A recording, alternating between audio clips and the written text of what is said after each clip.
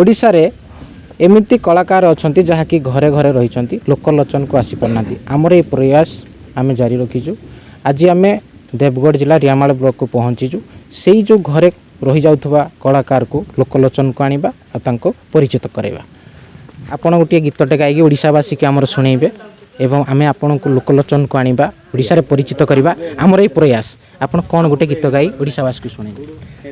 हे कान्हर बाईसे मो गली नारसे, हे कान्हर बाईसे मो गली नारसे, हे मोहन मुरली फुका